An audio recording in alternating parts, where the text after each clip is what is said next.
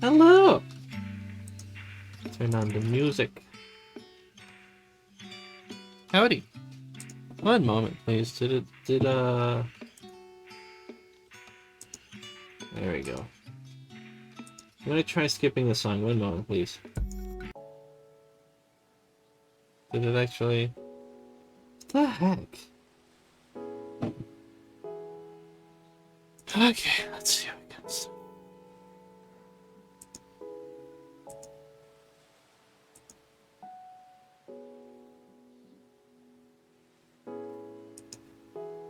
One moment, please. I mean, it's supposed to allow...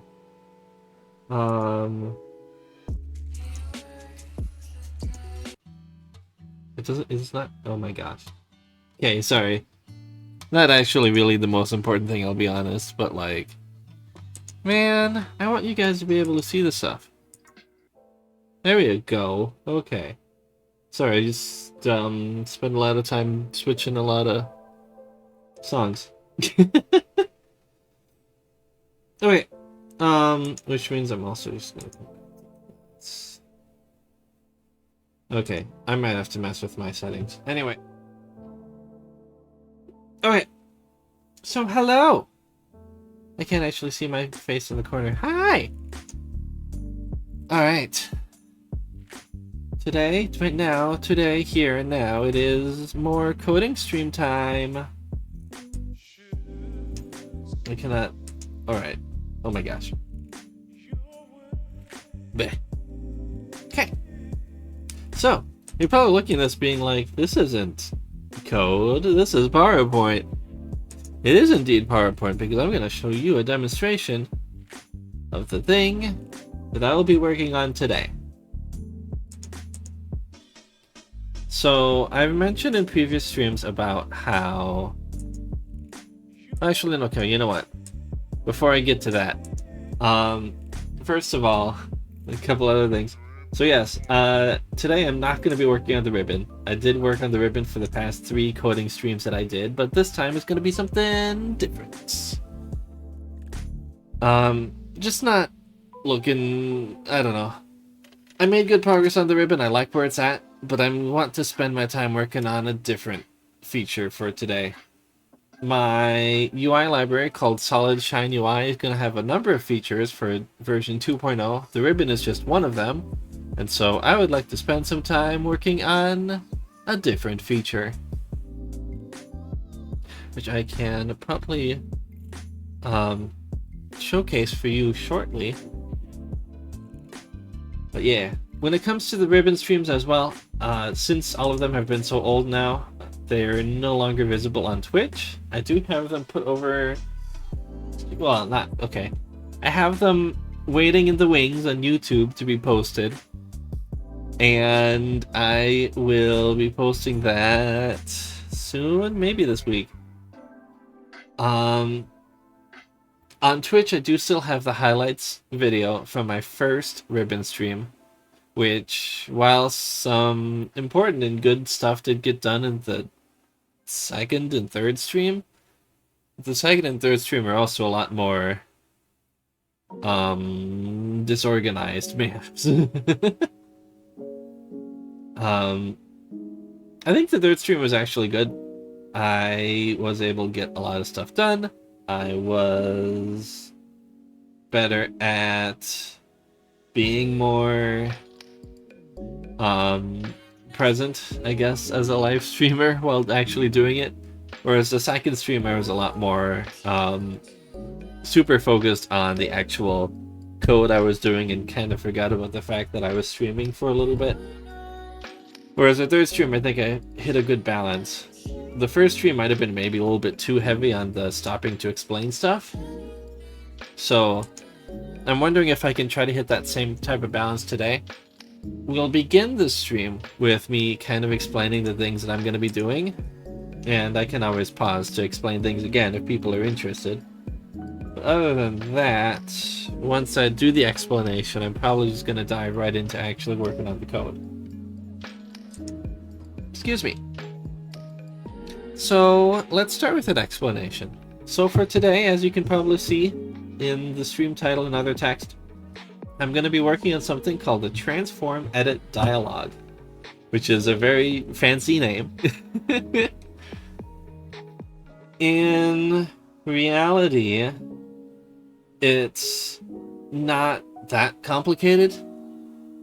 It's going to be a window that allows people to change how things look, which is pretty generic sounding, but it'll make sense in a second. So the UI system that I use is called WPF.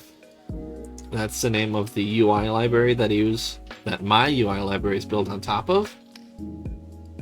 Although most other modern UI libraries have a similar set of features to this one. I'm not sure if Windows Forms does. I bet it probably has something, but maybe not as robust. But anyway, that's okay. So you might have heard of this in math class, of the idea of transformations, or you might have seen it in, say, photo editing, like Photoshop or other Adobe programs, Illustrator. The idea of transforming, what transforming is modifying the appearance of an object. WPF supports both 2D transformations and 3D transformations, although it only supports a certain subset. That was a noise. I don't know what that noise was. There was a noise back there, though. What is important? I don't think I have anything important back there. I'll check on it later, I guess. I don't know. Anyway, that threw me off a little bit. So, in that sense, the transformation is just modifying the appearance of an object in this way. And sorry, I'm trying to get back in the groove now. Okay. For 2D transformations, that's what I'm going to be focusing on and working on today, is adding support for 2D transformations so that users can edit the 2D transformation of anything that they want to in their .NET program, assuming that the developer has enabled that option. Anyway, for 2D transformations, there's 4 main types, and I'm going to bring this over here to show you. 4 main types that you will be able to see. I guess I'll move this over on this side if I can. No. There we go. Okay. So these 4 types are rotation, which is that. There is scale, do that, which is obviously making it bigger or smaller. There is skew. We'll get to skew in a moment. The next one is translation, which is another term you might have heard in math class, which is just moving it around. The 4th one, skew, is maybe a little bit harder to explain, but once you actually see it, it kind of makes a lot more sense. This isn't a true actual skew. This is just kind of a visual representation, but it is the idea of just kind of making something a bit more slanted, essentially. So WPF supports all 4 of these: rotate, scale, translate, and skew. And it also allows developers to create their own kind of custom transform that is any combination of these 4 things at once by using something called a matrix, a fine transform matrix. Something like that. And so, yeah. And so my goal is to support all of these in a dialog so that you can open up this dialog and edit a thing, and you can rotate an object, or you can move an object around, or you can skew it, or you can make it bigger or smaller, or you can apply a custom matrix if you know what you're doing with that. That is what my dialog is going to do today. So again, that is rotation, woo, scale, whoop, translate, which is moving around, and then finally we have skew. Warm. Yeah. So we shall dive into that. I'm going to move this back over to the side. I'm going to hide that. And now you see the progress that I have made thus far. Which you can see on this side, I'm working on the rotation aspect right here. So that you can actually input the rotation angle, and you can also select a center point from which you rotate. Which is a fancy thing, which I don't think PowerPoint actually supports. I don't think so. Let's find out. Rotate, more rotation options. No. That is not many rotation options. Yeah, it doesn't support it. Okay, excellent. I can show you a different example, but frankly, that's just... I don't know. We don't need to waste time on that. In regards to actually seeing this dialogue in action, we'll see if we get to that today. Well, I'm gonna start with closing a couple other things I don't need at the moment. This over here is a different dialogue that I had made previously that I've also been touching up, called the Linear Gradient Editor dialog. Very rolls off the tongue. Which this I can actually show you an example of.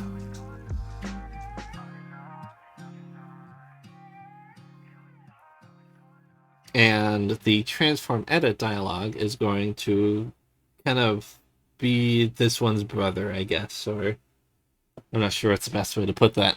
They're going to be in the same group, the same family, I guess.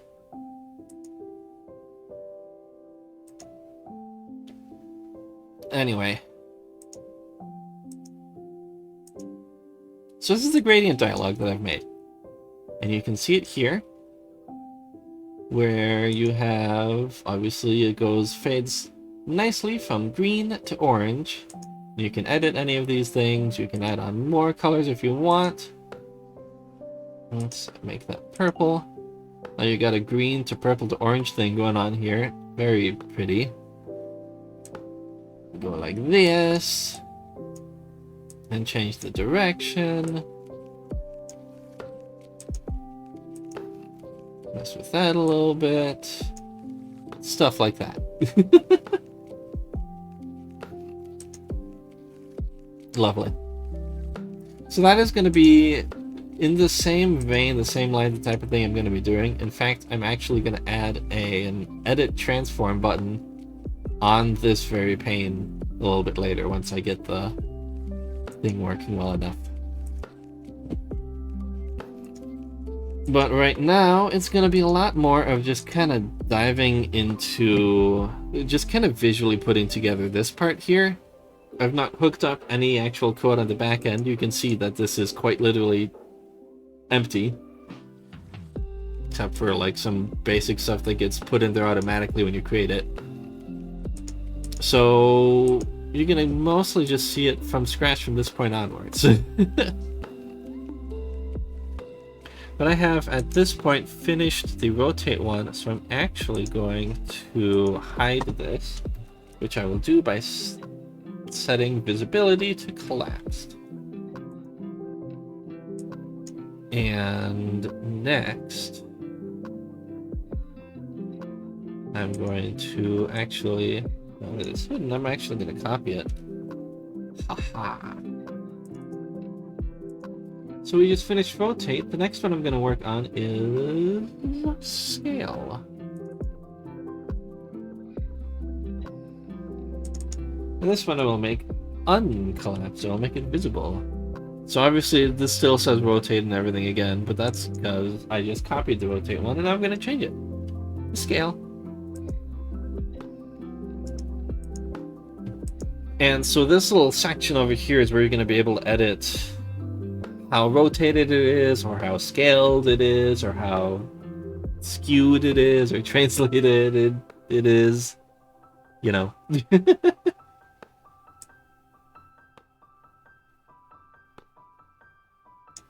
Waiting on the website. But I think what I'm gonna probably need is scale X and scale Y.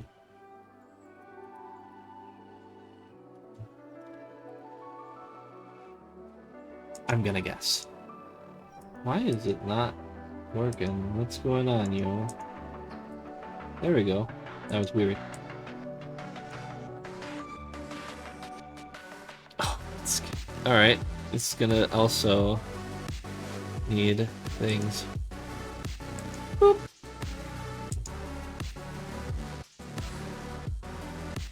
One of the nice things about WPF, and there's a couple other things that it's not actually the most common that you see this sort of thing, but I'm happy that is present in WPF and a couple other things. There's a visual editor where you can actually kind of build the user interface just right here in the pane, in the same way that you might, say, work on a photo directly, or work on a Word document or something directly without actually having to go down here and edit the code. Obviously, sometimes editing the code can be faster. That disappeared. There's other instances where it's just nice to kind of switch between the two as needed. Okay.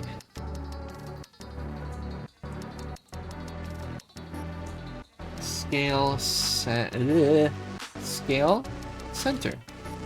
I'm gonna make this not that far down. Boop. Scale source, is that what?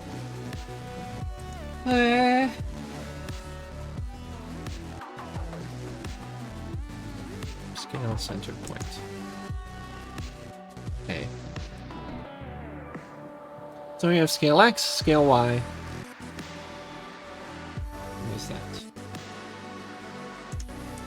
And if I'm recalling correctly, the X-axis will be horizontal. Ooh. Okay.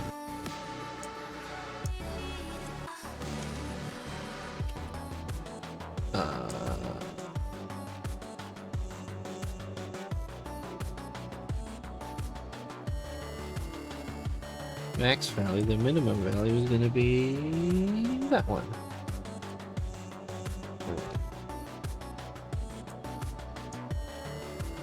So what I'm doing for this part here is I am just setting the...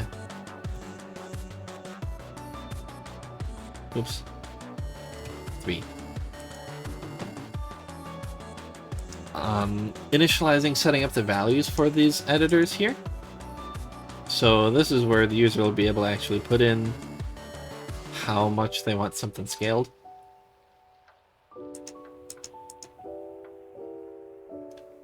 Scale from point scale center, whatever. I'll just call it what it is. Okay.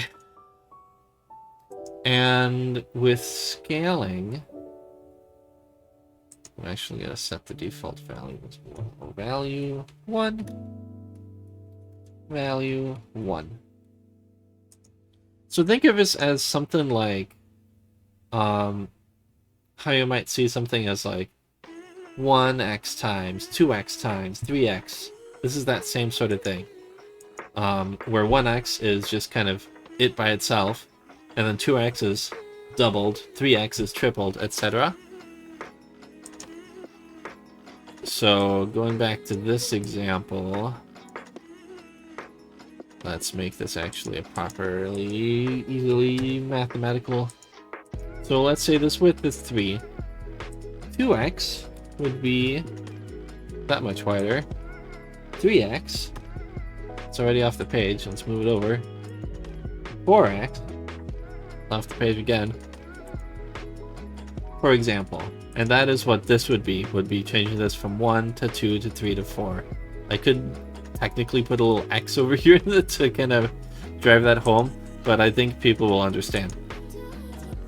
And then oppositely, if you have 0x, that means it's not going to allow it. 0x is just hidden. Boop.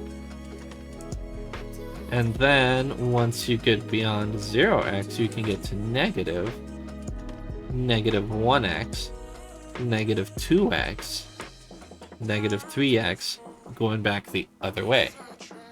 Aha. So this will also support you going to negative values for that too. In case you wanted to, say, take a button and just flip it backwards. Like so. That's not what I'm trying to do here. In fact, that's actually a really good way. So you can see down here, I just changed the transform, and you can actually see down here this little section of code that the editor just put in. You can see the scale transform, I set it to -1 with this. And that's exactly the sort of thing that this is going to be editing right here. And then we have the skew transform that we can do. Let's do that. Oh no! Rotate. Let's do 43. And translate. Sure, it's 3y50. So that's an example of all 4 of these affected at the same time. Very legible.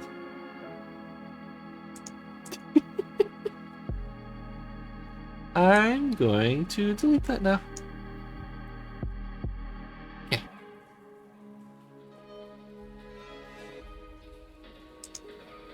And I'm actually going to go like that. And then we're going to move that over to the right side like that was before. Something like that, I can always fix it later. So that is the scale one, because scale just has scaling in the X dimension horizontally, scaling the Y direction vertically, which would be woo. And then the center point that scaling goes out from, which makes sense when you actually kind of more think about it. Like, if you had, say, set the center point over here and then done the scaling, it kind of messes with it a little. It goes in a direction from there, but that's actually not a thing I'm going to be worrying about today. I'm actually going to do that. But anyway, so that is scaling done.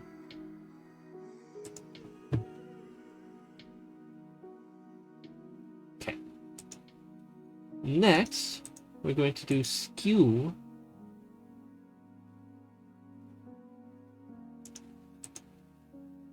And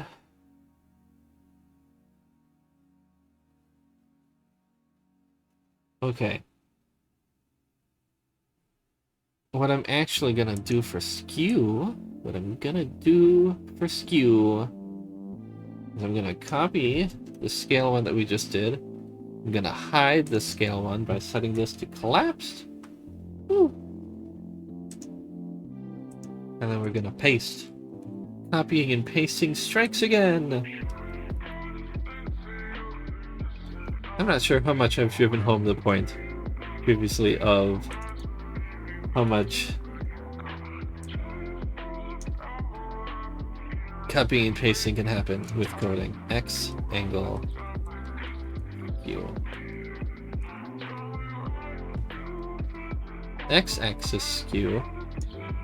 Y-axis skew.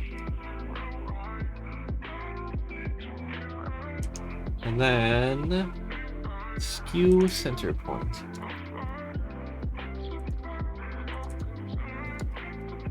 Okay.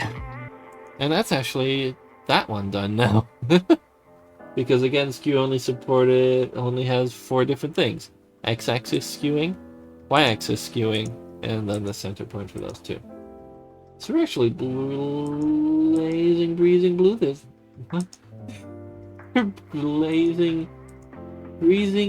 through this pretty quickly. Alright. Last one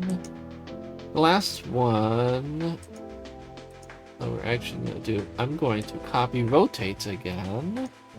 No, I'm not. Change my mind. X and Y are the only 2. Okay.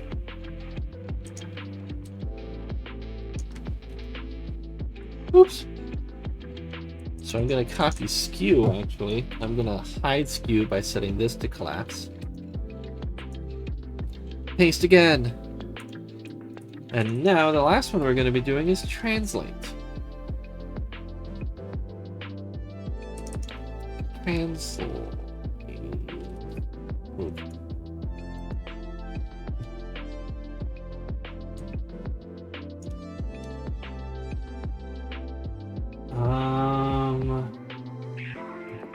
X translation, horizontal.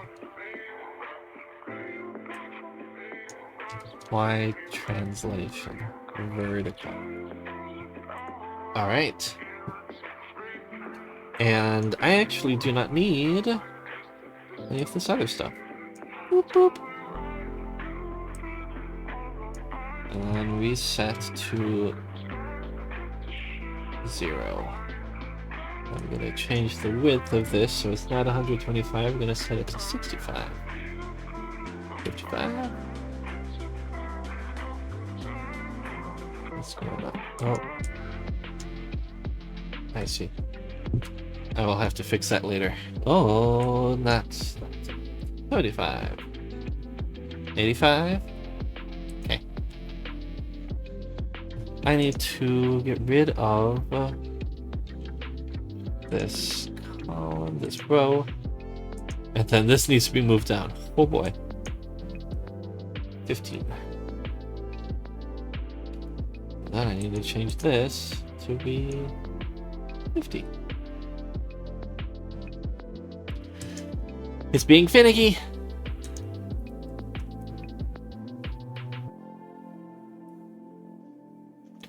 Okay, let's actually do the math on this properly. So 15 plus 24, 29, 39, 39. There we go. And then I get to remove that. All right.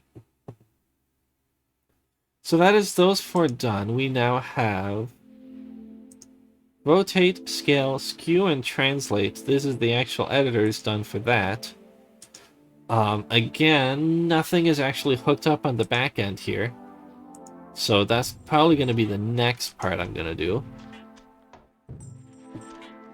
But at least there is that.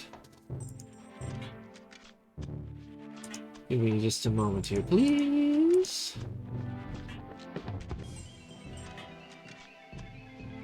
What is the point?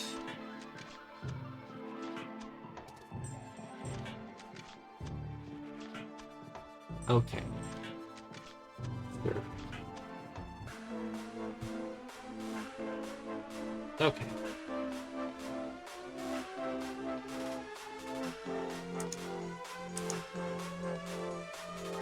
And for a translate group, transform group,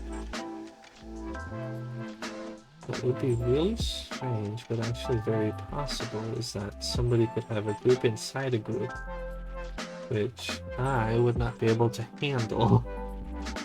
Oof. I might be able to. Well, let's not think about that right now.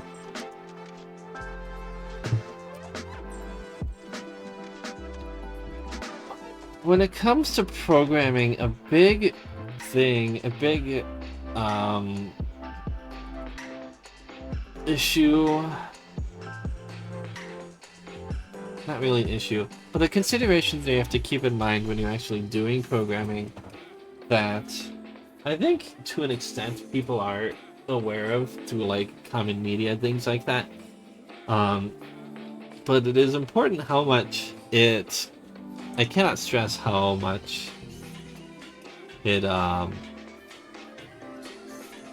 is a thing that programs do exactly the things that you tell them to do, and they can only do exactly the things that you tell them to do. So if somebody comes along with some sort of translation other than these 4 that I support here, then my program's gonna break because my program can't handle any other types of transforms, and because I've only told it to exactly handle those 4 right now. So, and it's a lot of programming where you kind of have to worry about edge cases, is a word that you might hear, or just different scenarios, some more fantastical than others, but you have to keep in mind, or otherwise, if anything happens that your program is not expecting and is not prepared for, then your program's going to crash. And again, you probably see that a lot in media of like things like cannot compute or things like that. It's played up in a weird way that doesn't exactly translate over accurately, I would say, in most media, but it's also part of the entertainment, so you know it's what it is. Alright. So that's what I was just thinking about for a bit, because for some programmers what they kind of do is they'll just dive in and just build the thing and only focus on the specific task that they want to get done, and then after it's built, go back and start handling other edge cases, or go back and handle errors as they come up, things like that. I try to kind of think about these edge cases and consider what I'm going to do about them as I keep going along, so that when it comes time later to actually start testing the stuff that I made and making sure everything works right, I'm not ending up with weird scenarios that I've never envisioned before happening. I mean, there's still going to be weird scenarios that still end up happening, but yeah. Okay. So how this is going to work is I'm going to include... So on the left-hand side here, what this pane is going to be is going to allow you to select the different transformations that you are applying to the object you currently have. So you can have a rotate and a skew, or a scale and a translate and rotate. Or you can just have one, only a rotate or only a skew. Or you can have like a whole bunch of them. Multiple rotates and skews and scales for some weird reason. And the left side is a whole list of the things you currently have applied, and you can click on one, you can edit it over here, and then you can add more under this add drop down thing here. Which, yay. So on the back end, what I need to do is I need to keep a list on my end of all the different transformations that somebody has put onto an object, so that when you close a dialog, I can actually dump out that list and put it onto the object that they're worried about. The most basic way would be to do something like this, a list of transforms. But I'm actually going to do this a little bit differently, which is probably not the most what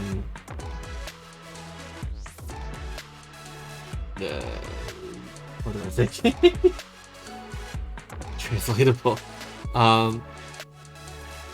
not the most reusable in other scenarios beyond what I'm doing right now. But that's what I'm going to be doing, I think. Or...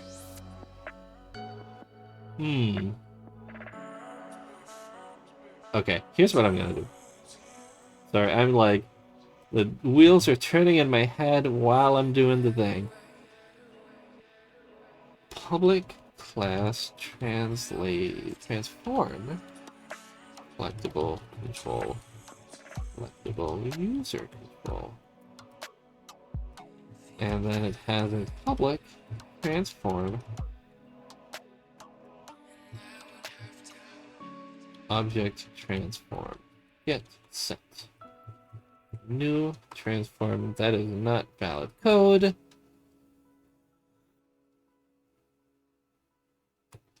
I'm gonna do that.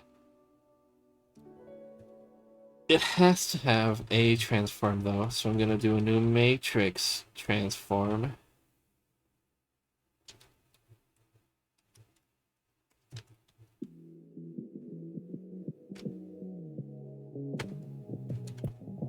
Sure.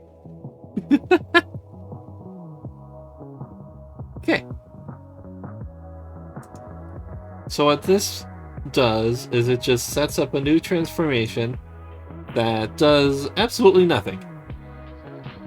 If you apply this transformation to an object, it'll be exactly unchanged, which is what I want at the beginning, because the idea is that as you go along, you're going to modify this to be whatever it needs to be. So now I'm going to go back and rather than a list of transforms, I'm going to have a list of transform selectable control. Transform list. Sure. Except this is not going to be a list. This is going to be a selectable collection. Ho ho. Okay. So a selectable collection is kind of what it says on the tin. It is a collection of objects, in this case a transform selectable control. That's a lovely, very succinct title. But the idea is that you have the collection here, and then you can select whatever items out of it. And you can do that. And we're gonna make sure that users cannot select more than one at a time. Because if you select more than one at a time, that's kind of a problem.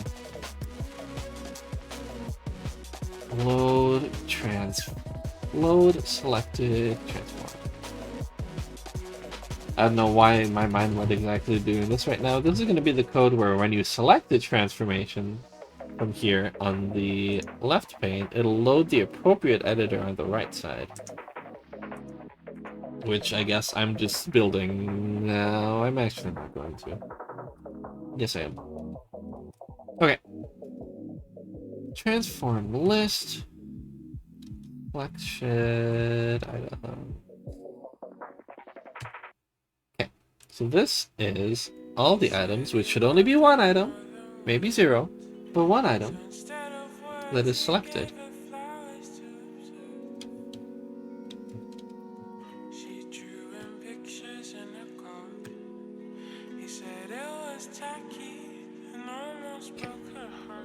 If cell item is greater than 0, I'm going to rename this to cell items with an S. Oops. Alright. Then, if there is more than one item that is being selected, that means that, yay, we have something selected. Let's figure out what that first item is, which should be the only item. Only one item. Only one. And that is going to be... cell item. Yes. And then now that we have this one item, only one, that is selected, let's see what it is.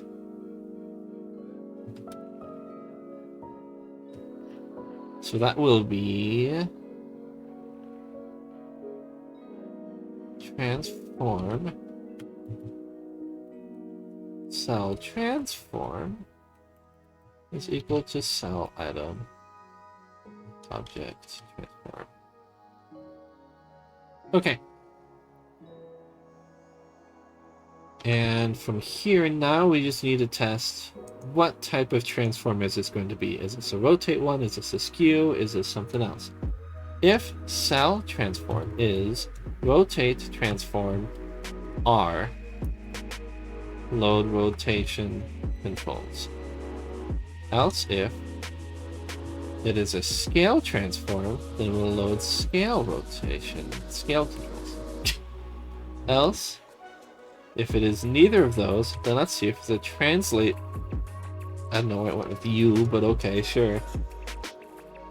We'll load translation controls. If it is not a rotate transform or a scale transform or a translate transform, it's most likely a skew transform. S. Can't be S. Now let's name it K. Load skew control. There are two other transform types that I'm also going to support. If it is a matrix transform, M, that means this is the custom transform that somebody had just made themselves, which might be any combination of all these things at the same time. We're going to do load matrix controls. Last one that we're going to support, if cell transform is a transform group.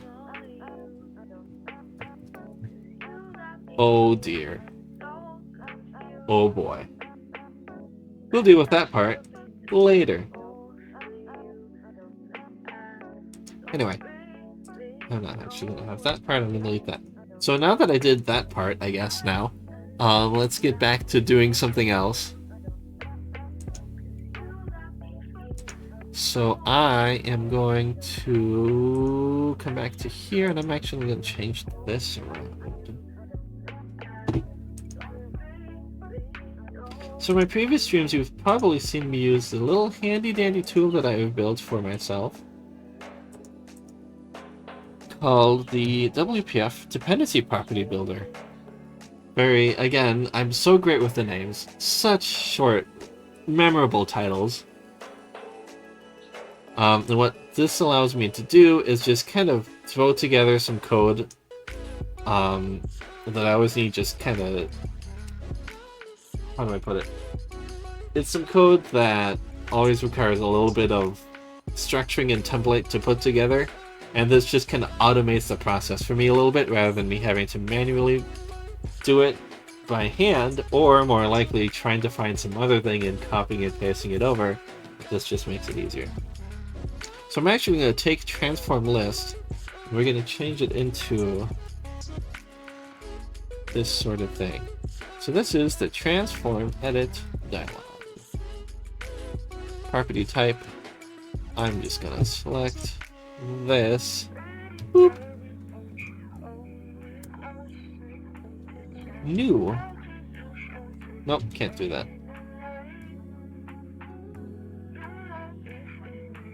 Yes.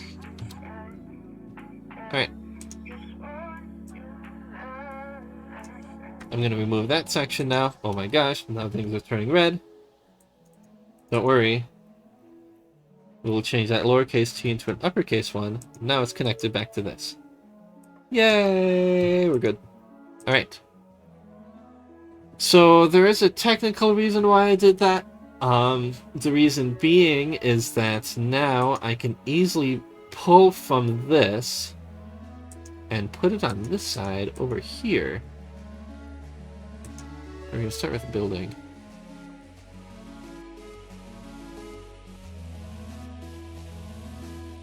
Because this way, rather than having to sit here and try to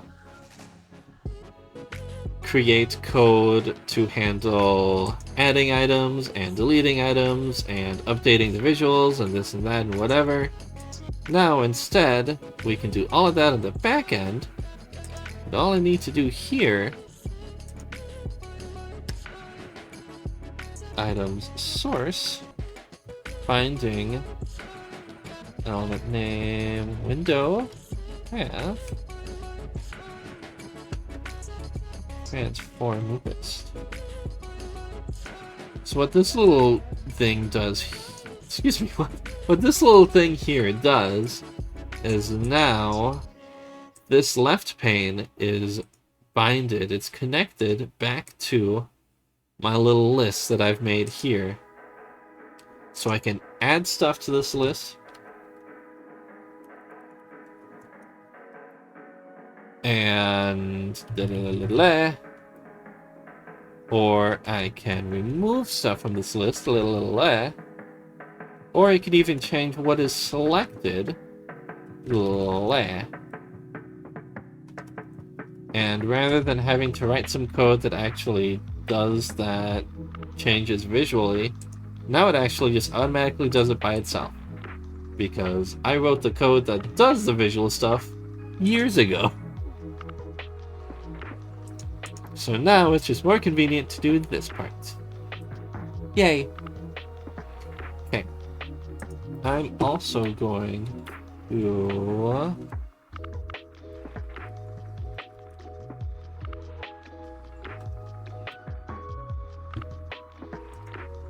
that. And... base... Does it only have one constructor? It only does. Okay, that works. Alright. No, let's just have the one. Alright. Okay. So then we're good with that. And now I'm going to create a new function. I'm going to call it add transform.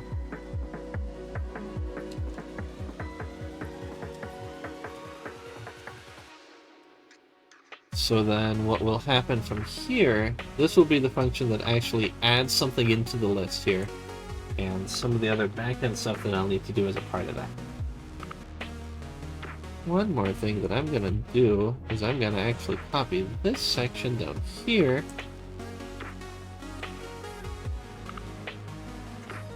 Boop. And I'm actually going to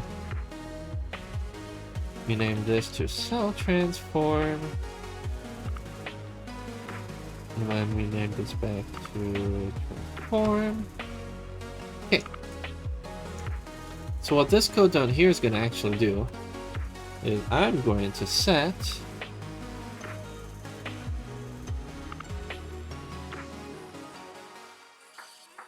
wait a moment. Okay. Selectable item. That's the issue. And now this probably, yeah, this has multiple. Okay. Alright, I'm not gonna even bother with that. Okay.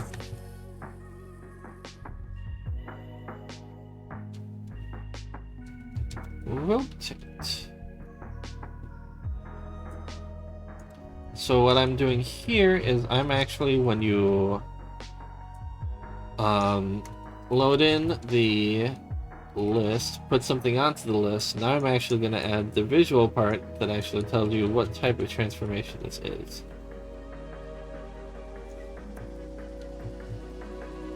Custom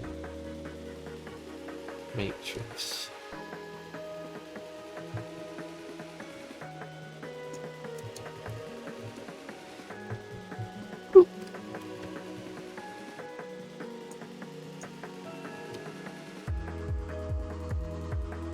Okay.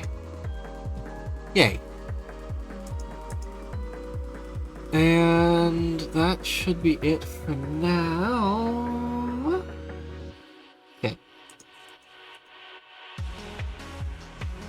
So then what this allows me to do... Alright, so we're going to come back to this.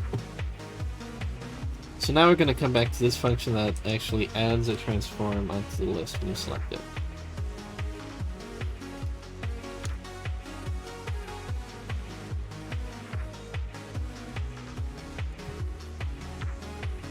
And then, yeah.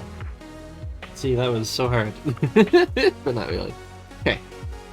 So with that part done, now we're going to come into here. We're back on this side, and now we're going to actually add stuff onto the add menu over here. So rotate. When you click on this, we're going to create menu, rotate, add. When you click on skew, we're going to have menu, skew, add. When we click on scale, we're going to have menu, scale, add. When we click on translate, we're going to have a menu translate, add. And then lastly, when you click on the matrix option, we're going to have a menu matrix, add. Okay. So that put those nowhere. Those don't exist. Hooray. 1, 2, 3, 4, 5. Alright. So now we've added these 5 in that I just did. Alright. So then this will be as simple as just doing add, transform, new, rotate, transform.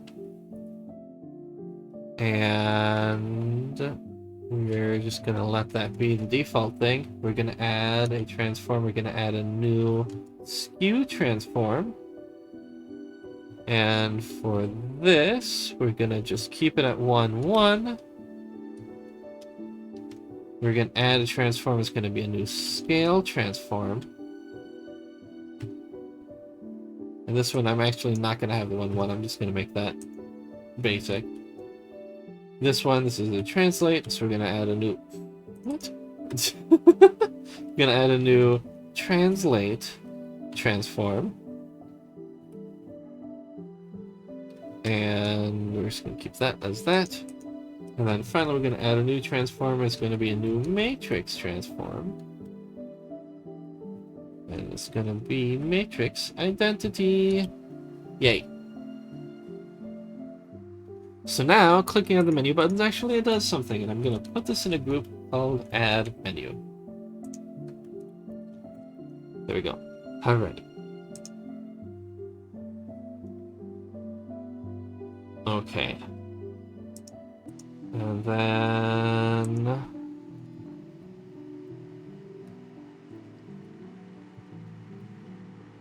Sure. Okay.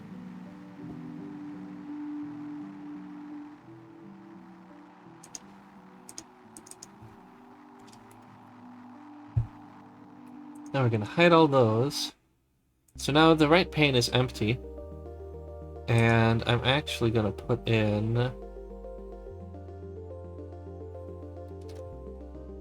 text block. And I'm going to put it in the center of the right pane. I'm going to put in select or add a transformation on the left.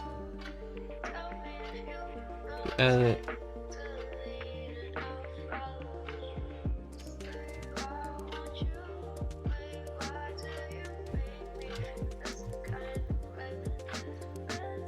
On the left, edit it here.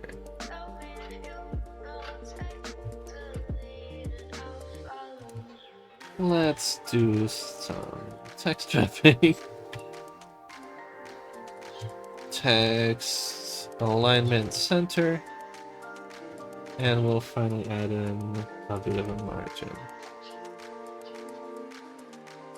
There we go. So now if you don't have anything selected, this will be visible. Actually, I'll give this, finally, a name. And I'm going to call this text grid empty. When the grid is empty, this will appear. But for now, it'll be hidden. Never mind, actually, it'll be visible. Alright. Okay. So as part of that, we're going to add on some code now that does... This is the wrong place to put on the code. We're going to add on some code that says... display... transform control. And we're going to do grid. That is a spam email? Nope. Transform control.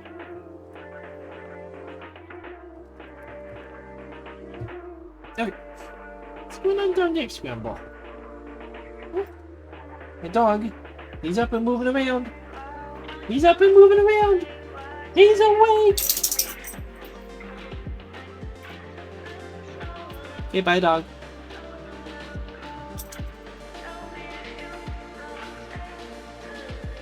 This is dinner. Oh, the bag not going right.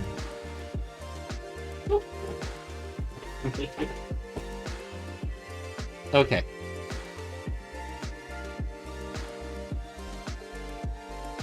Spitball. Alright, I might take a short break soon so I can give Pupple his food. I'm gonna do that. Okay. But for now we're gonna do this. I'm actually gonna make this a question mark. Oh, oh, oh. Means I'm actually gonna do this.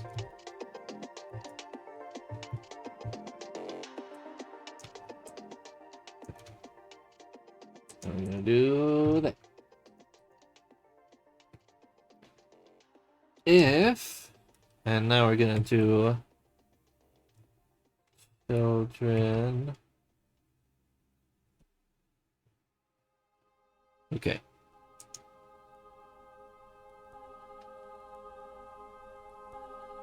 All right.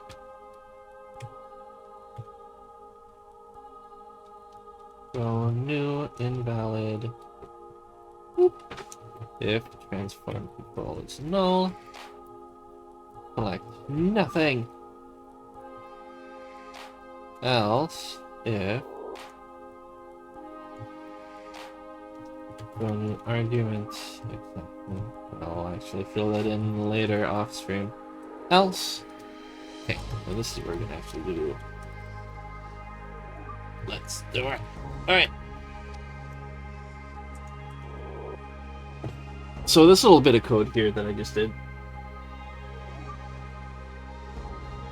So we're checking for three things first. So up here, this is the part that'll actually, when you run this function, this is going to tell the function, okay, which of the four controls that I've built so far should be the one to display. That is what transform control is. At least that's what it's supposed to be. If transform control is set to null or nothing, what that's going to tell my code is that you don't want to show anything. You want all four of these things to be hidden, and you want this text box over here to appear, which is fine. The other thing we're going to test is I'm testing to make sure that this thing that you actually put in here is actually one of these four controls: rotate, scale, skew, or translate. If it's not one of these four things, then I'm going to throw an error called the argument exception, and you're going to have to deal with that. Whoa. Because with how this code is done, you could put in just about any control in here that you want. Not actually really, but you could put in a number of things that isn't exactly one of these four things, and I don't want that to happen. I want it to be one of these four things. So that is what this code right here tests to make sure. But failing this and failing that, now we're in this section here, and now we can guarantee that whatever the transform control is one of those four things.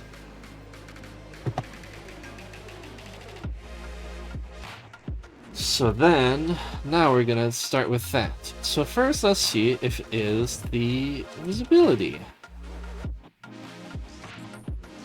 Is equal to transform control equals grid rotate. So first, let's check to see if it is a rotate one.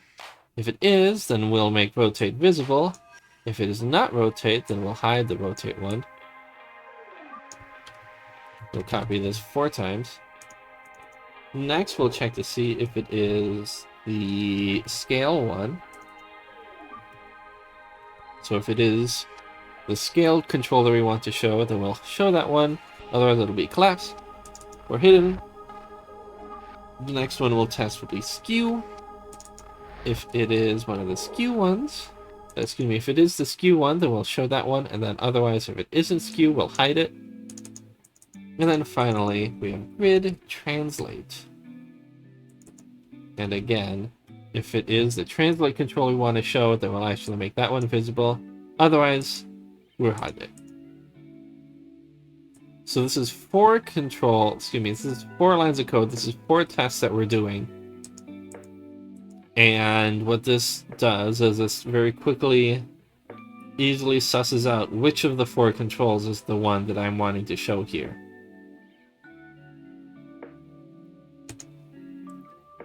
Yeah.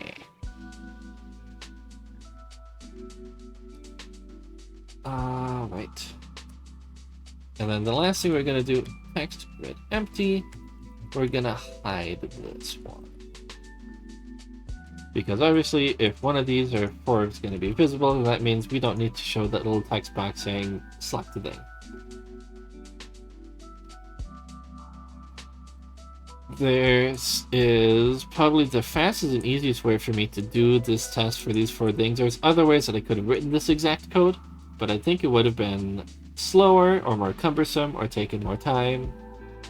Or more specifically, it probably wouldn't have taken that much more time, but it would have been longer code rather than 4 lines, 4 controls, 4 things.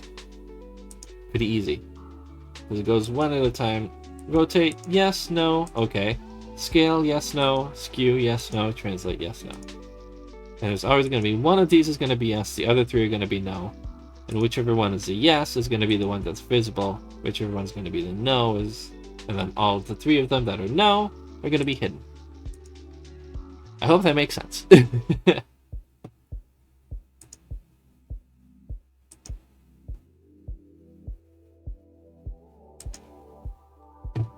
So now that we have this part done, now I can actually plug this into this area up here. But before I do that, I'm going to take a short break because I think my dog wants breakfast. Or excuse me, not breakfast. That's too late for that. Dinner, he wants dinner. So I'm going to be back in about 10 minutes. So where is my... Here it is.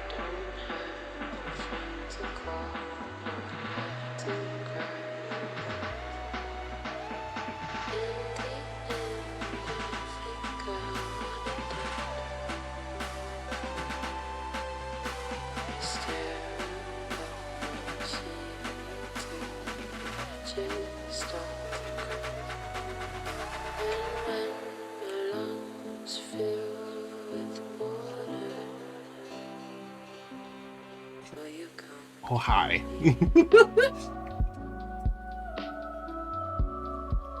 I'm back. Let's turn on the music. I don't even know if the visual, well, not really a visual gag, but the thing I was doing, I'm not sure if it really came across. This is a Pocky. Blah. Oh.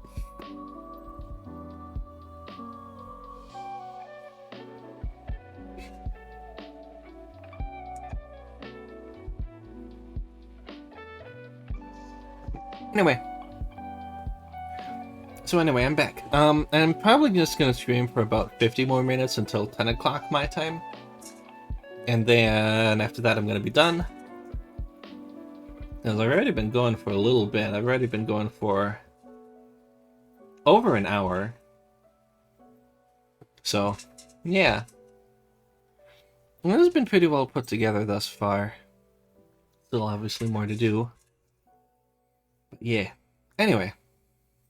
So to recap what's going on, what I'm doing is I'm creating a dialogue that anyone that, excuse me, not anyone, but like that users of my thing, my library can use if they want to rotate an object,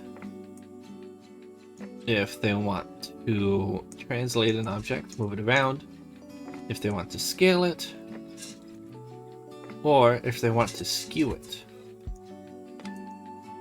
That is what this dialog here is going to be for. There's a list of all the different type of transforms, as they're called, on this side, and then you can select one and you can edit it on the right side.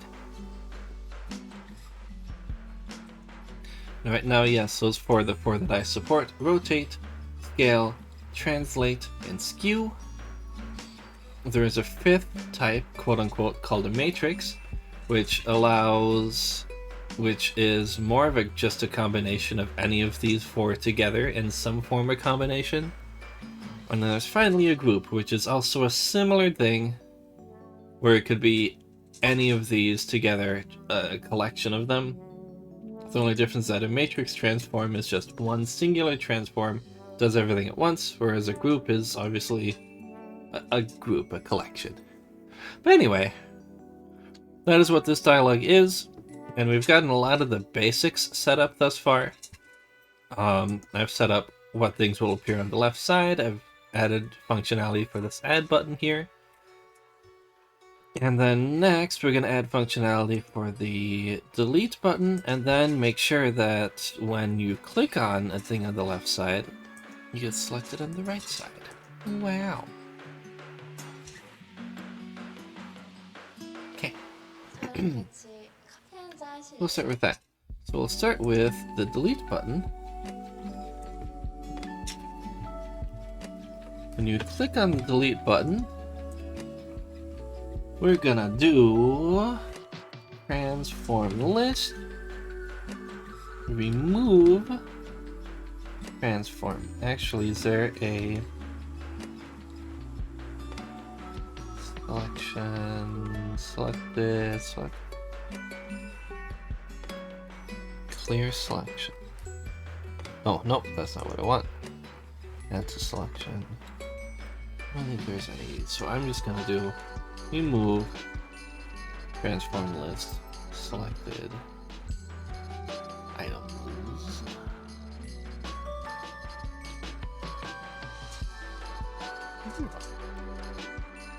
If transform list selected items is count over 0, yes. We can't remove something if there's nothing selected. That's what I want to make sure of. And what I'm actually going to do as a part of that is enabled. We're going to bind that to window transform, nope, transform list, selected items, count. That way, this only is enabled if you actually have multiple items, if you have one or more items selected. That is what this little thing does here. Again, a little bit of magic on the back end to make sure that saves me writing the code. If this is selected, enable this button. If nothing is selected, disable this button. That way I don't have to write that code, it's already done right here and here. Yay! Anyway, so that's the delete button. Now let's get up to this section. So when you select something on the left, the editor for that transform needs to appear on the right side.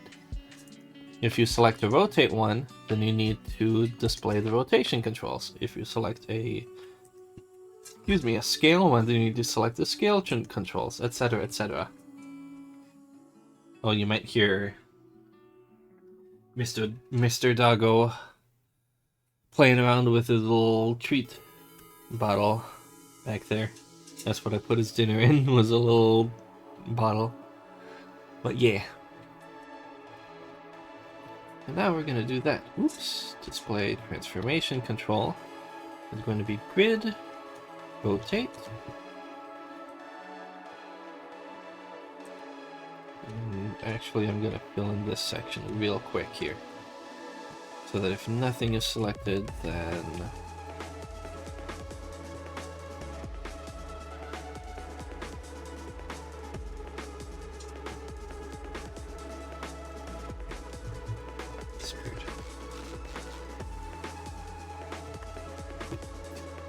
no. No. Yay. And then finally, text with empty visibility. Not select visible. Ooh, sorry, my voice there. Okay. So I just added on the section so that when nothing's selected, then this text appears again. Anyway, back to this. So if it's rotation transform, then we're going to display the transform control for rotating. Then if it's a scale one, we're going to display the one for scale.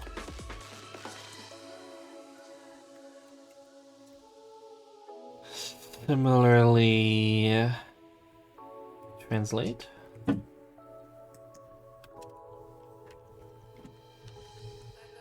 Q. And for these, we're actually gonna just set this to null and null. I explained it a little bit before in a previous stream. But the concept of null is different than zero, or is different than empty. Null literally means nothing.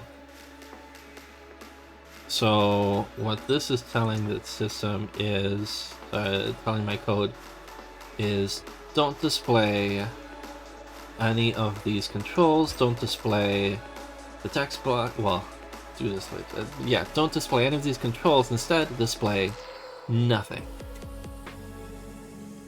And a number of errors can occur if your code encounters a null value when it's not expecting it, or if your code handles null values in the wrong way, such as treating it as if it were a zero. And just like the previous stream, I would recommend a video by Tom Scott. I think it's called Null Island. It might be something else, but it is Null Island, Tom Scott. Just search that up in YouTube, and that will describe null a bit better than what I can do. Well, I could, anyway, whatever. Moving on. So a big thing to note that was gonna happen with these is all this is gonna do is gonna display the appropriate controls on the right hand side. So if you select the rotate one, it'll actually display the rotate grid over here, rotate control. What it's not going to do though is it's not going to load in the control, the transform at all. So if you edit any of the values on the right side, it doesn't get saved and it doesn't get loaded. That's something that I'm gonna have to work on next. But for now, I'm not gonna do that.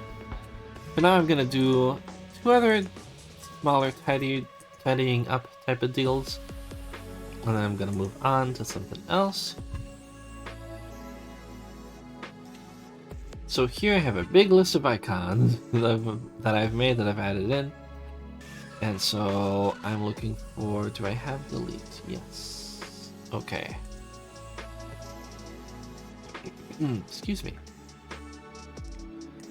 And I'm gonna look into, nope. I'm gonna look into dialog there. Boop. I'm gonna copy that part.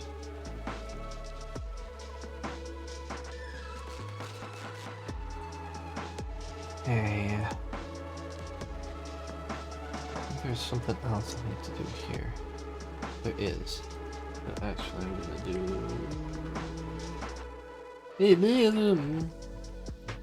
initial. Nope. Setup window.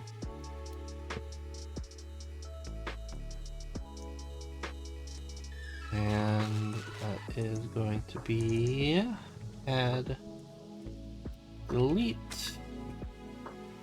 Get rid of those two. So this is just me setting up the add and delete icons so they actually appear when you open the window.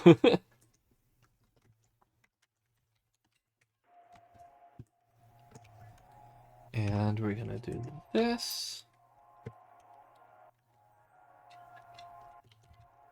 Set value transform list property new transform new selectable collection of transform selectable control. There is a reason why I need this specific line of code, and I think I did talk about it in a previous stream, where it was kinda something a little bit stupid that is not really showcased, isn't really actually talked about anywhere except for one document on Microsoft's website that is a bit hidden away. You have to go out of your way to find. But if you don't have this thing, they're gonna have problems if somebody for some reason opens up multiple dialogues.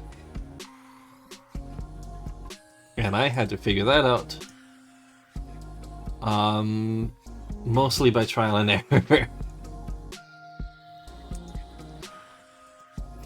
And I'm actually going to double check it against a control that I know works that has that to make sure that I actually did that part properly.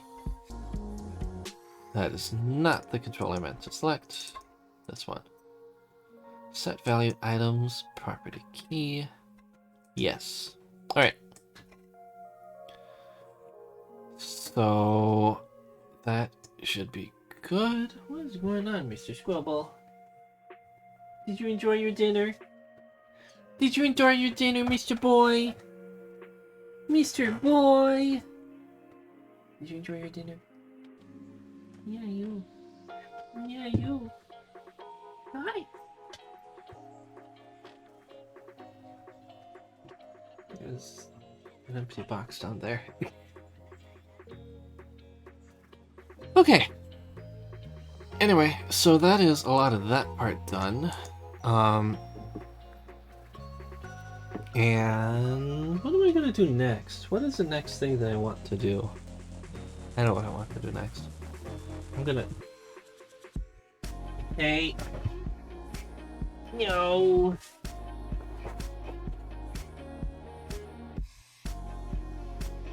Hey. Oh, you silly boy! Oh, you silly boy! Put that in a good enough spot. Okay. Make sure he doesn't grab a thing that he's not supposed to. He likes his plastic bags. There's an empty plastic bag. I'm gonna put some trash in it later. Anyway. I need to find the brush editor. So I'm gonna actually start the process of making it so we can actually look at the work that we've done thus far. Because thus far, everything that we've done has just been stuff that we actually haven't properly seen.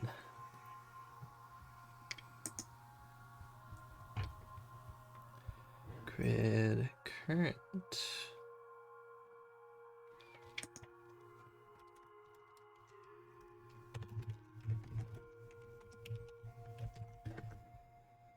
Okay.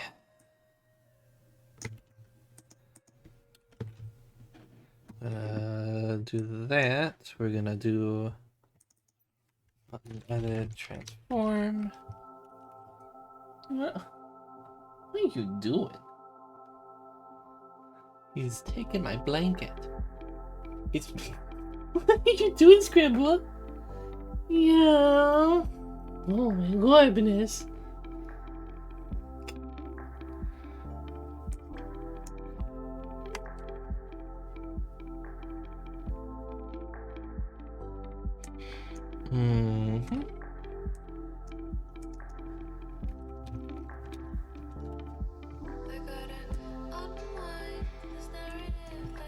Okay.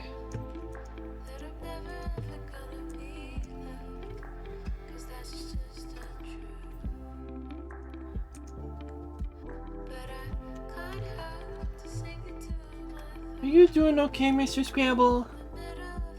You're making some silly... Oh, hi. You're making some silly noises. You doing okay, Mr. Boy? Yeah. Yeah. There's just a lot of food.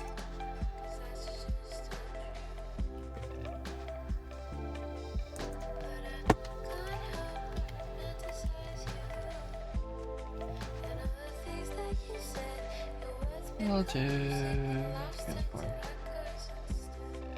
Okay. 4. Nope, grid. Hey, Baba.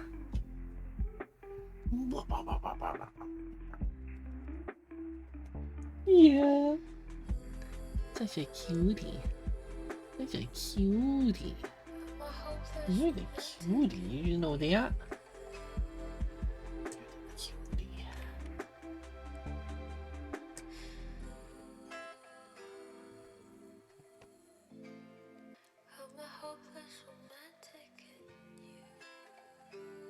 Okay. I know I'm not describing anything that I'm doing here, but not going to describe what I'm doing here. You'll see it once they actually start running the code, because right now it's not going to make any. You're not going to be able to see anything that I'm actually doing. I mean, obviously you can actually see, but you're not gonna appear up here. That's what I mean. Okay. But this is adding in the functionality so I can actually start using the dialogue that we've just been working on, because that's kind of important. Okay.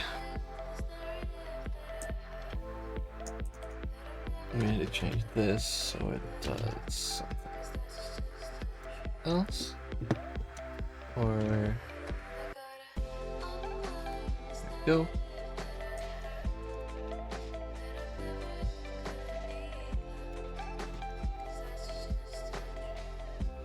Okay. And I'll probably clean that up part later. That part up later, I should say.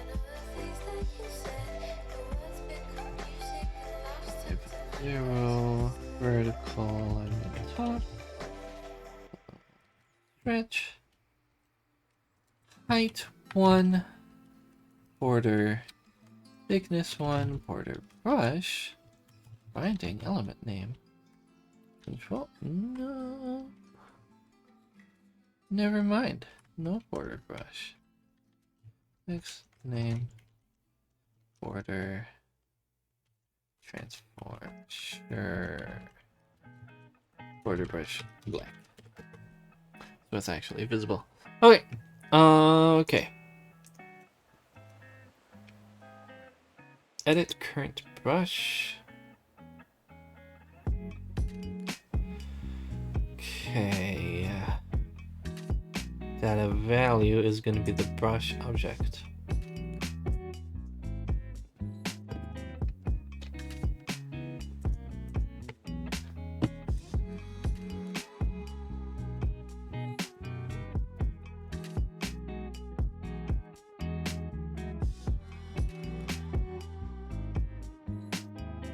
Then transform edit dialog head.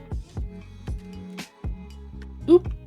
It's always the most fun when you create a new dialogue and you kind of see what the acronym is going to be, or like a new control or something that has a lengthy, weird name like that.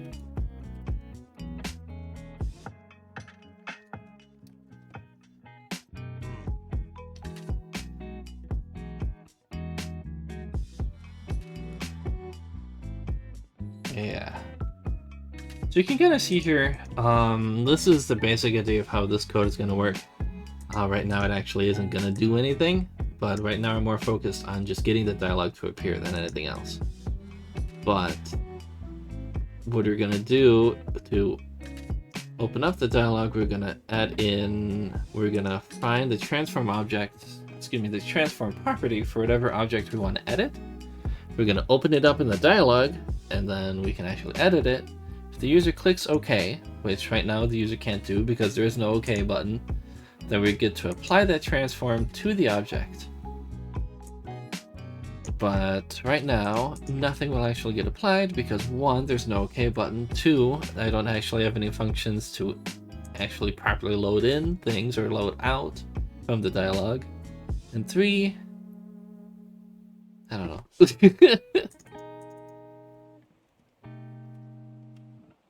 Okay.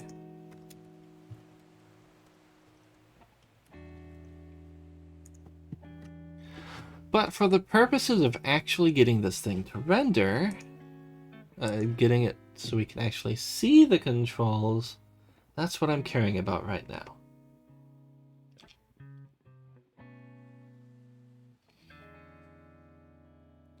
So we're going to sit here and wait for it to load. Okay. So ideally...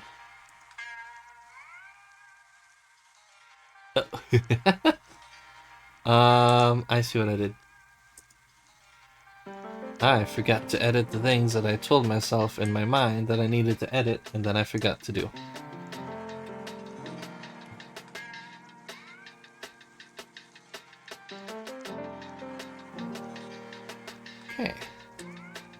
Now we should be good.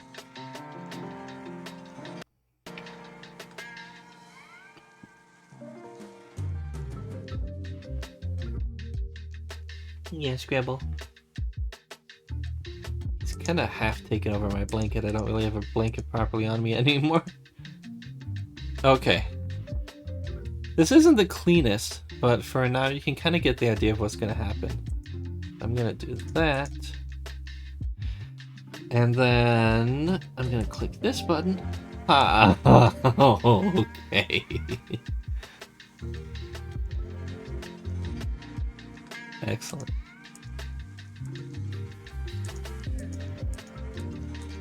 Okay, something here is not quite working quite right.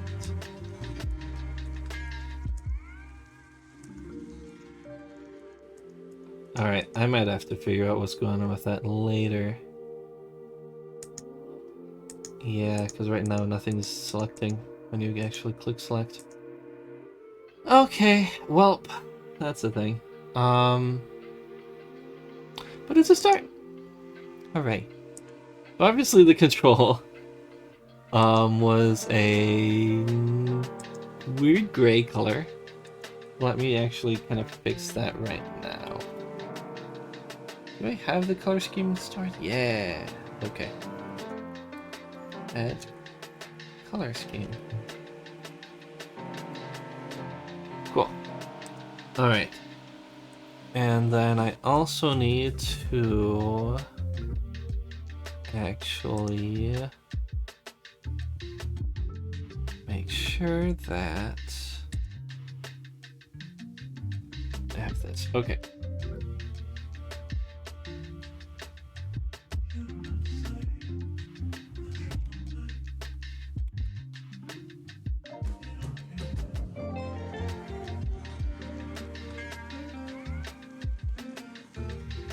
So this is just some visual stuff so that things don't look as bad. The other thing I'm gonna do right now, everything is. I don't think I need that big of a thing. So we're gonna actually do that so that those appear a little bit closer together.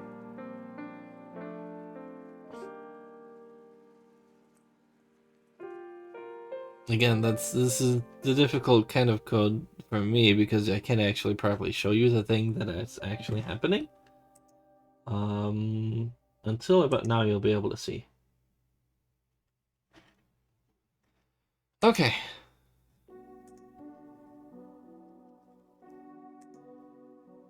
Alright. So now you can kind of see. So obviously now the buttons, rather than being white, they're actually properly colored. And I've also made this section, these sections a little bit closer to each other. There's still more I'm gonna do, but this is at least a start. Boop, boop, blah. Yeah. Boop. And now this is also blue. However, I'm currently running into... Wait.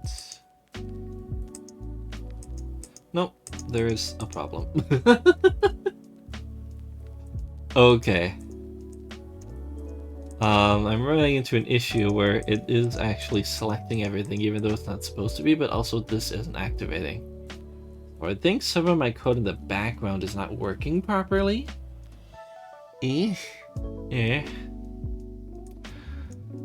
Which stinks. I am gonna move this over here. Let's do some debugging live, shall we? Alright. Okay.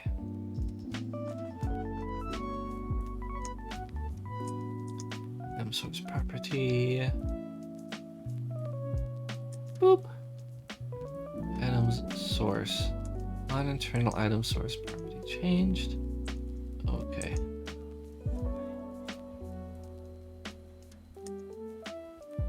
This is too late. I need to close this. Alright, we're gonna open this again. This has pulled up. All right. And this...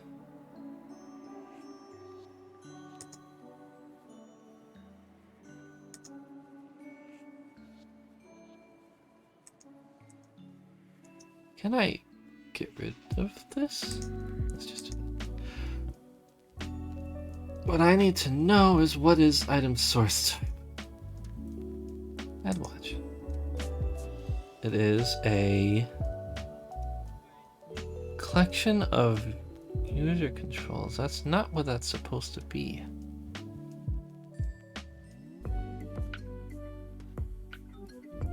Okay, one moment here. Oh, I see. Never mind. Let's continue. All right, now this runs again. And now this is... Where is this at now?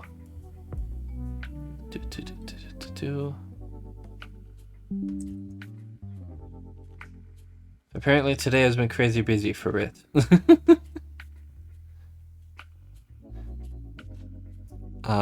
But I am going... No. Okay.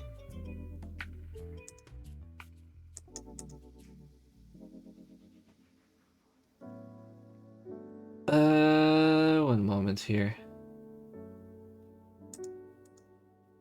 Just in case, I'm going to hide notifications for that for now, just in case something I do not need shown on screen. Okay, so a button is being clicked. What button? Is it this button? Probably this button.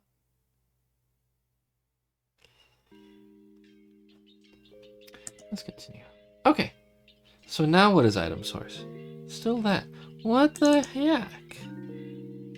Why has it set it up 3 times? Okay. And then it never properly... Oh, okay.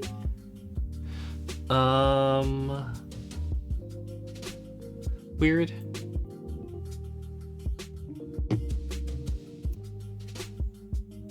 Let's close that, and then let's do that again. Let's run through that one more time. So the first time that we come across this line of code is because it's... Oops. Executing this part right here, which just initializes the list on the left. So that part's fine. This runs a second time for reasons that I do not yet understand. What is going on, Mr. Scrapple? Everything's okay. You got your food, we did a walk, we did a little bit of playing. You don't need anything else right now. I have to go back outside again at some point soon, but shouldn't have to be right now. At least it's good that I'm ending this stream about 20 minutes.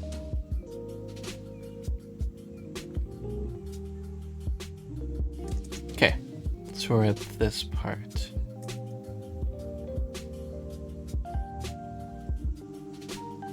So now we're actually setting up the control right now. And so what should be happening is this should be set up. And transform list, if you recall, is a selectable collection of transform selectable controls. Hi, Scrabble. You want back under? Okay. That's fine. Okay. However, that's not what I want. Okay. However, can I refresh? Oh, I think I'm in the wrong context. Okay.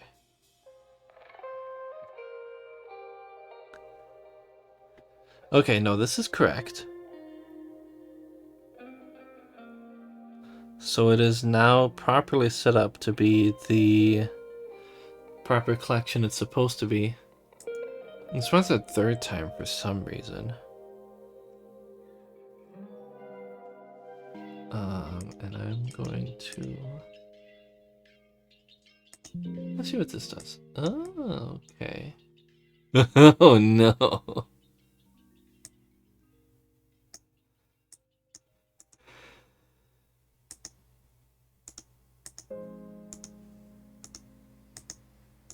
Okay. Oh, I see. All right. That's fine. So this is set up correctly. Okay. And then that means we should have this part set up. So now I'm gonna go to here. I'm gonna hit continue. The dialog's gonna appear, and that's fine. So now I add an item. Yes, this should be appearing. So the new item that is being added is a new transform selectable control. And if we scroll down, woo, scroll down, object transform is a rotate transform because rotate is the one that we had selected.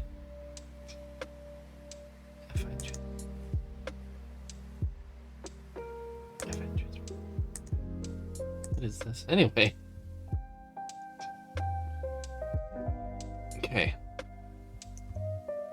So the part that it gets added on does work. Okay. So we're gonna move on. So it appears there. The next part we're gonna try to handle and figure out is this. The sender is this item.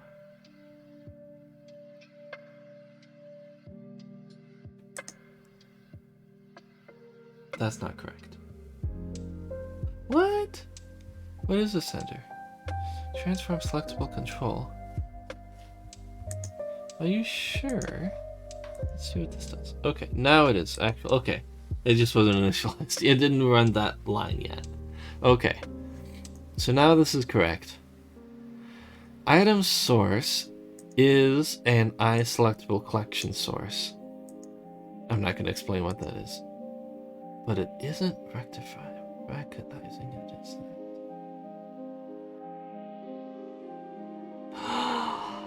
Is it because it's not of the same type? Oh. Oh no.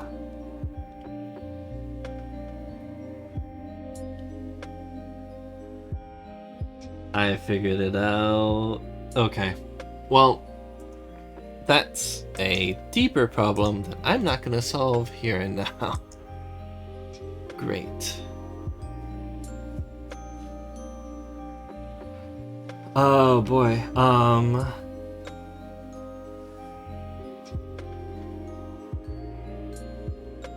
What am I gonna... Okay. I'm gonna have to figure that out later. Okay. Well... Okay.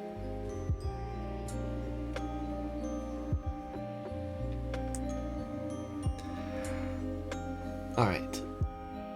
I know what the problem is there, but that's not going to be solvable, so we're not going to get any further with actually displaying how the dialogue is going to look until... Or, like, adding functionality to the dialogue for now. That being said, though, I can add a couple of visual things. So number one, let's actually properly... Actually, first of all, number one,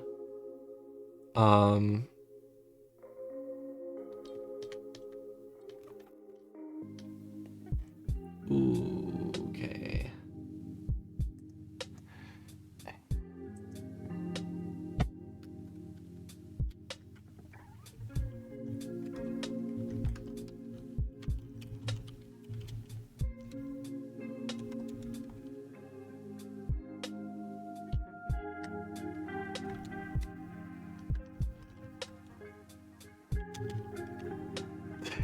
All right.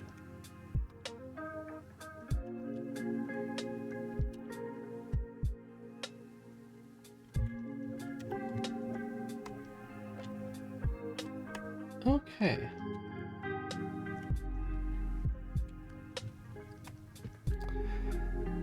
Actually, here's what I'm gonna do. Initialize component color scheme changed. Okay.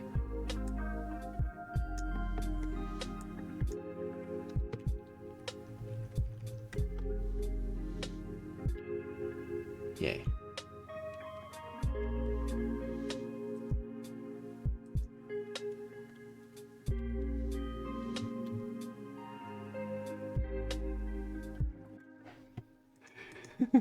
That's kind of a stupid thing.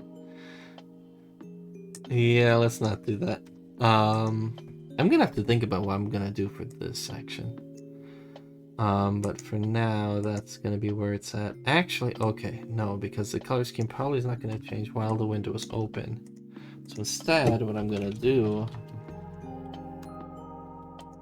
is similar to what I did over there. I'm gonna do this. Except we're gonna do that. All right.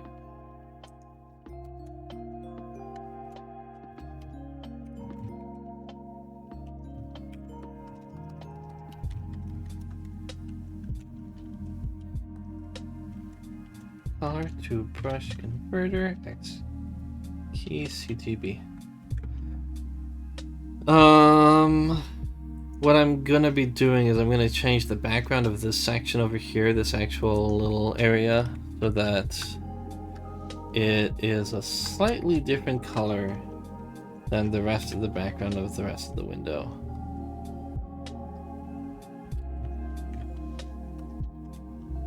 And that's just kind of something light. Background color converter, static resource, CTB. Okay. Yeah. So how a lot of my controls and dialogues work is I have an object called the color scheme property, or color scheme, which is something that contains a whole big list of colors for how you want the interface to look. And I've kind of shown off and talked about this before. For version 2.0 that I'm kind of in the beginning stages of still working on. This is still very much the beginning. Eventually my goal is going to be to replace the color scheme with something else. I can hide that. But the color scheme is what sets all of this to blue, or what sets all of this to orange, or what sets all of this to a dark mode theme with orange highlights. Oh, I can disable all of that too. Boop. Orange highlights. Why is... okay, I didn't expect that to also be orange. Okay, well that works, I guess.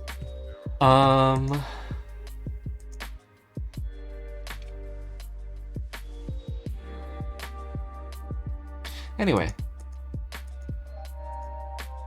So... but the color scheme is what allows me to easily set all of my controls to be a certain color or a certain scheme type of like that. And one of these is called the light background color, which now if I had to go ahead and boop, boop. See, now this is a little bit lighter. In fact, it matches this color over here. They're both matchies. Anyway. Lastly, let's actually add on a proper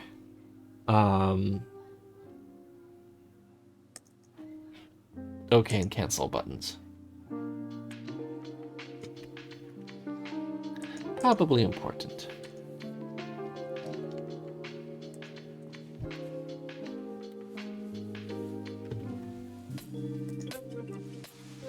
These are not in the right. Oh, I don't even think they're in the right.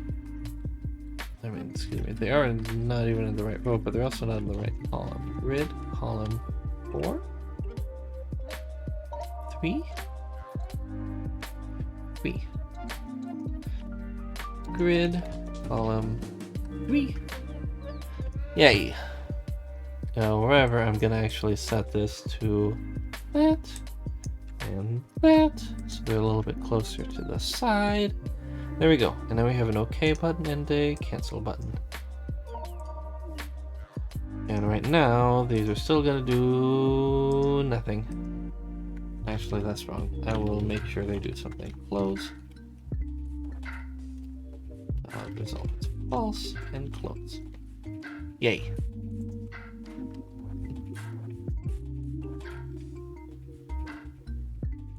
So now when you open the dialog, you can actually click OK. It doesn't do anything yet, but at least it's there.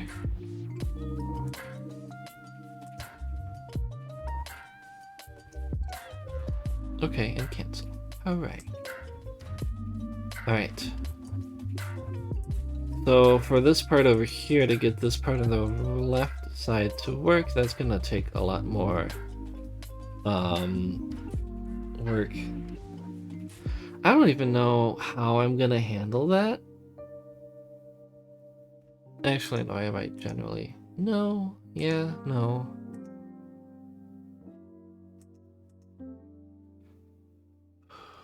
Let me test something.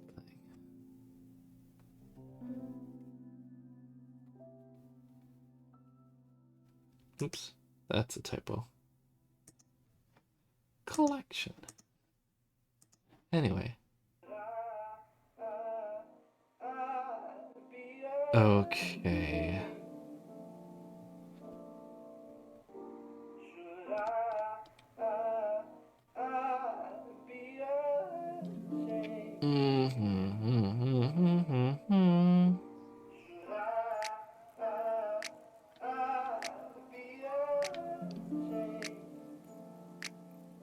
I might have to do...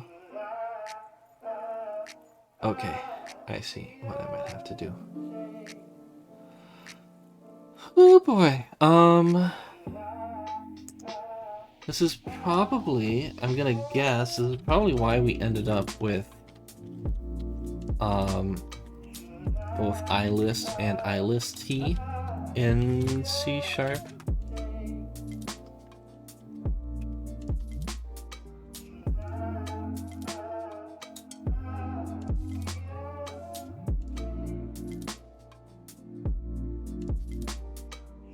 I can barely hear the music. Sorry, I'm thinking for the moment. A read-only collection, but that always requires for strongly typed non-generic. That's not what I want. I want... Oh boy. Read-only observable collection. What? What? That's it. Wait, that's a thing? What? Is that a... Let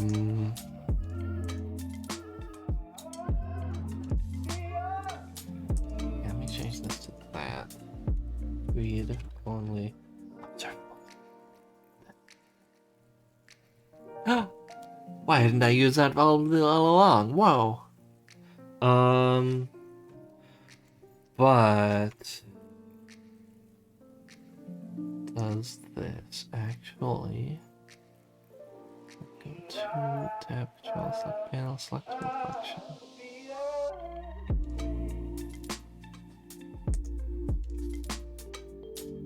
Oh,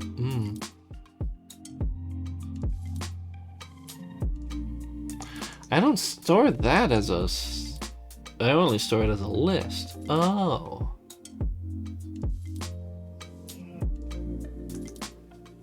Okay, one moment, please.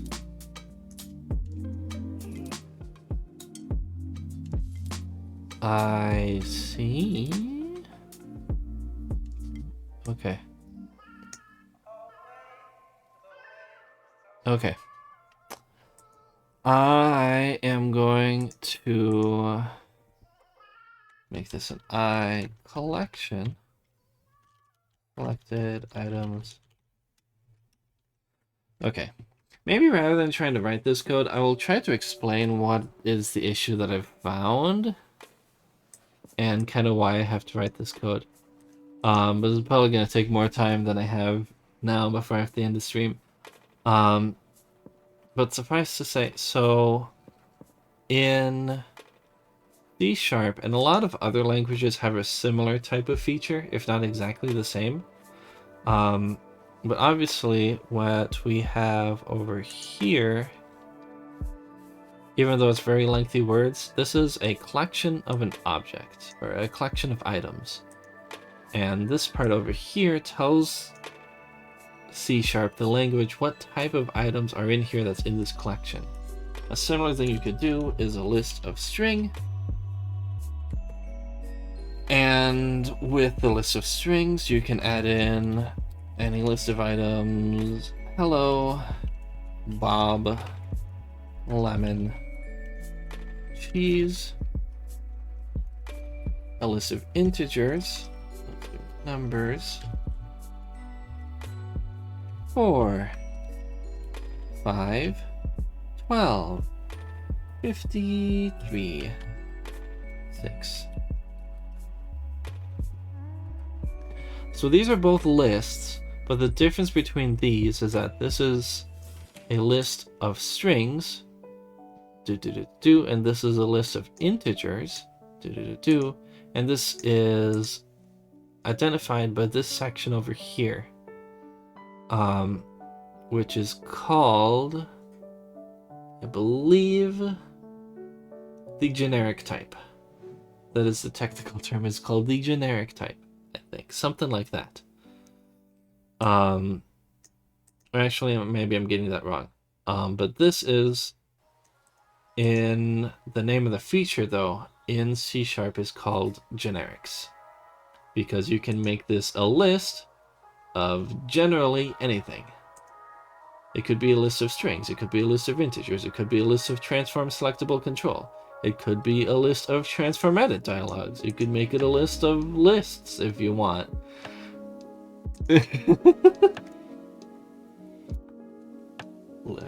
List of iList objects.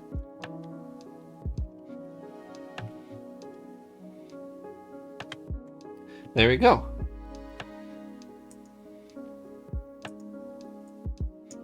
Except that actually doesn't work because iList is... Oh yeah, it does.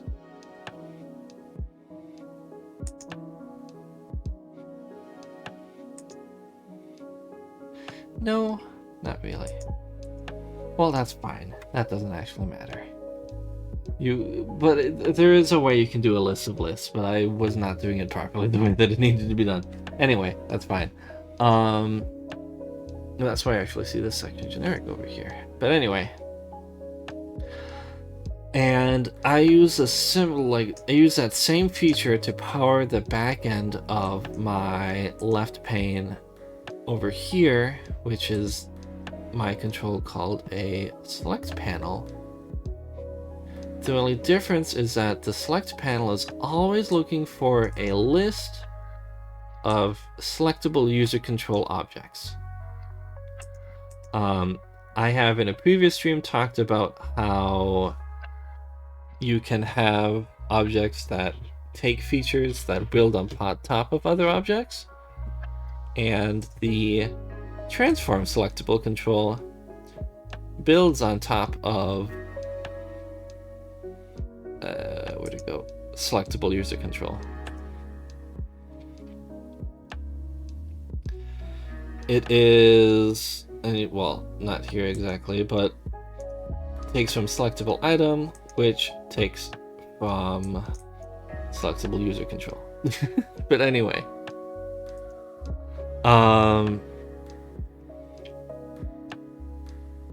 so I thought in my mind that because this is a selectable user control, just like with some added stuff on top of it, that this would work out just fine. But no, this is specifically looking for a list of selectable user controls.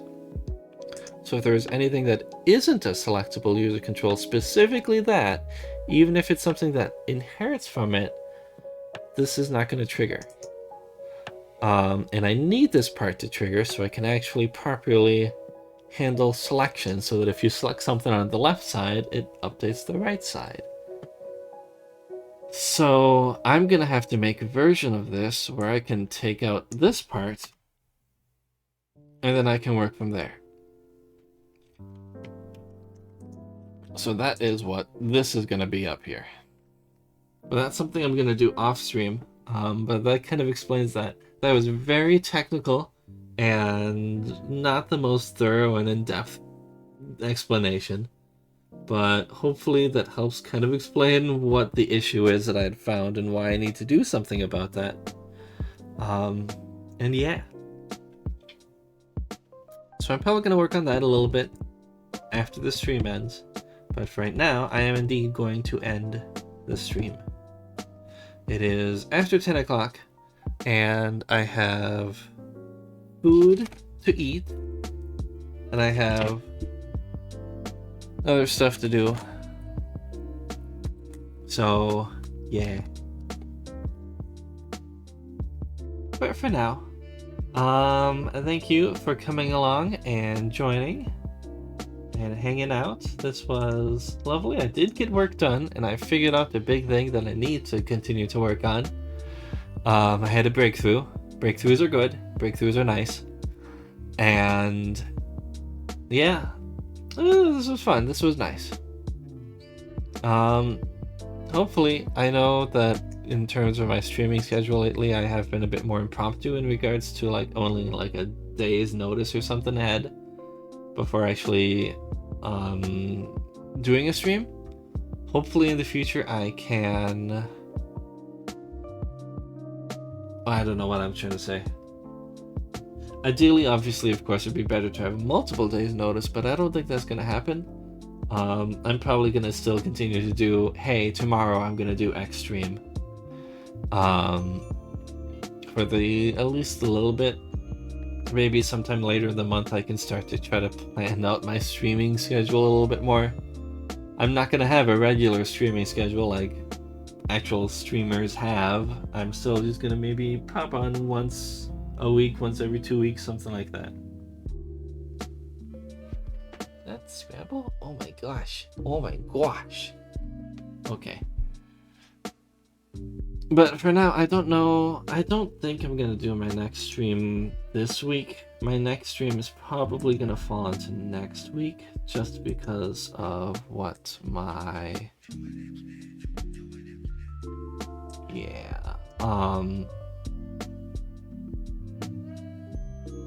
schedule is. So yay. I don't know where I'm going with that. But anyway, well, thank you for hanging out. And we are going to end the stream here. This was good. So have a good night. Bye-bye. Bye-bye. Bye-bye.